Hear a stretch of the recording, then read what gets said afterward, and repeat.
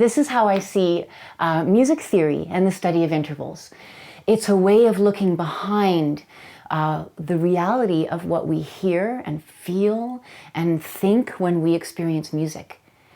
You don't have to go deep into the nuts and bolts, but it's one way to go deeper and to figure out what makes a sound the way it sounds. If you sing in a choir and you work from musical notation, I don't have to convince you of why interval training is going to help you. You're just sitting there going, come on, Kathy, let's get to it. I want to work on my interval training. Because of course, interval training will help you sing from musical notation. It's an important part of knowing how to sight sing. But if you don't work with musical notation, you might be thinking, why do I need to learn this? I am a great singer. I've done a lot of singing. Why do I need interval training? Well, interval training is simply a new skill that you're going to add to your toolbox. A skill of musicianship, a skill of honing your ear in a new way that expands your skill set. Now, if you're still not convinced, there's another reason, and that is your vocal performance.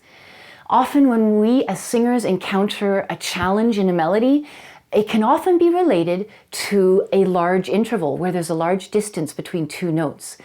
And knowing how to identify that, how to isolate it, and then practice it on its own in your rehearsal at home allows you to sing that interval more accurately so you sound better and also feel more confident when you come to that moment in your song. You can make it feel completely natural, whereas before it was a challenge.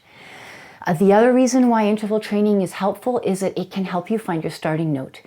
Sometimes you get a reference from something else that's going on in the song, in the instruments, and then from that reference note, you can jump up or down a certain interval that tells you where your starting note is. Now, this is just one tool that you can add to your toolbox. You may be doing great without interval training, but my argument is, why not expand that toolbox? Now, interval training, when does this happen in your singing life? Well, it happens in your practice time where you're rehearsing on your own. You might warm up your voice, and before you start your repertoire work or your song preparation work, you would do a little bit of interval training. That's where it would go in your practice time. You might use an audio guide or a video lesson like these to guide you through learning all the intervals.